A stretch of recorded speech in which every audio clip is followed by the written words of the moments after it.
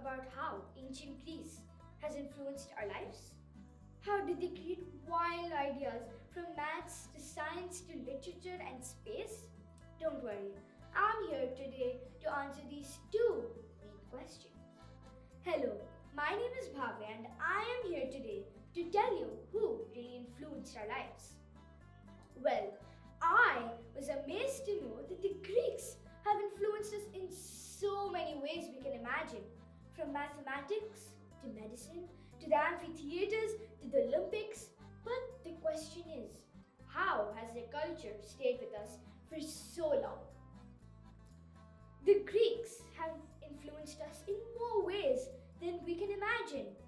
Let's take a look at how. Literature and drama. Greek playwrights such as the Sophocles created enduring works that continue to influence us. Literature and drama today. The drama was very important. The masks were brightly colored with huge expressions. The theatre was usually an amphitheater, which means it was a stadium. But because of no mics and no speakers, the audience could still hear and see what was happening. The masks were huge and the seating area was in such a position that the voice could travel far away. The theatre was a tiered seating with audiences sitting on packed bricks or stones. The area which the audience sat on was called the theatre. In the center of everything, we have a place called the orchestra, where actors used to act their scenes and only two people were allowed to act at a time.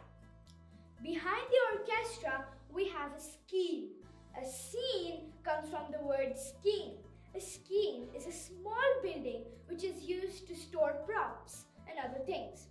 A parados was a side entrance to the seating area. In this case, only men were allowed to act, and because of their religion, women were banned from doing most of the things. Since the women weren't allowed to act, the masks were very comfortable because men had multiple roles. They were either made out of leather or linen or so much more. Well, I think we've heard a lot about this. Art and architecture. Greek art and architecture exemplified by structures like the Parthenon and the sculptures like the Venice de Limo remain iconic symbols of classical beauty and form.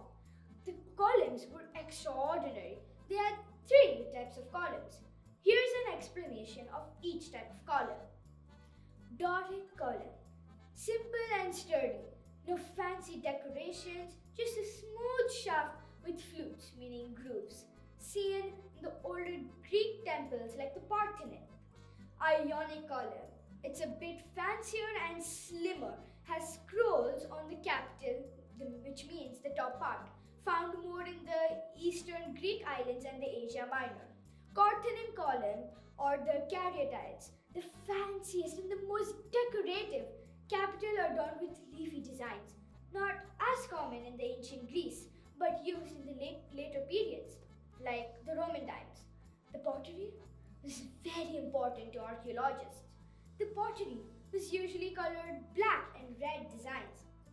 Wait a minute, those weren't actually designs, they were what the Greeks actually did in their daily lives.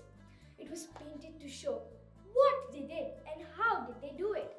You know what? I was also surprised, but that's that.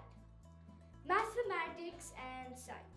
Greek mathematicians like the Pythagoras made significant contributions to geometry and the foundations of modern mathematics.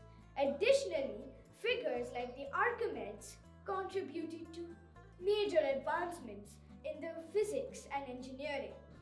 In antiquity, Pythagoras was credited with many mathematical and scientific discoveries, including the Pythagorean theorem or the five regular solids, or the theory of proportions, and the identity of morning and evening stars as the planet Venus. Pythagoras is best known in the modern day of Pythagorean theorem, a mathematical formula which states that square of the hypotenuse was the right triangle is equal to the sum of the squares on the other two sides. However, during his lifetime, he was viewed as a mystic rather than a mathematician. Olympics. I was amazed to know that the Greeks are the ones who started the Olympics. The flag of the Olympics was created by Pierre de Coubertin. In the Greek times, only men were allowed to participate. All women didn't have gears like we have now, so they used to do it naked. Back in time, they didn't have summer Olympics and winter Olympics. They just had once in 4 years. For them, their prize wouldn't be trophies and medals. They had an olive tree. Since it was illegal to cut the tree down, they would give an olive-leafed crown, and that was sacred. It was called the Cortinas. The Olympics started in 776 BC. The colors in the order in the flag were blue, black, red. These were the colors on top, but the ones below were yellow and green. Each of these colors represented the continents. Blue represented continent Europe, black represents Africa, red stands for Americas, yellow stands for Asia, and last but not the least, we have green that stands for Australia. Well, I think we have forgotten one more continent, which is Antarctica. Everyone knows that no one can live in Antarctica, so let's forget about that. The rings in the Olympic flag are connected to show peace and unity. Makeup and jewelry. The ancient Greeks have also started makeup. For all women, makeup and jewelry was a must. They didn't have lipsticks or blushes or foundation. They had used fruits like strawberry for blushing and raspberry for lipstick. For lipstick colors, they also used mulberries. For foundation, they used something called the white chalk to make their skin look pale.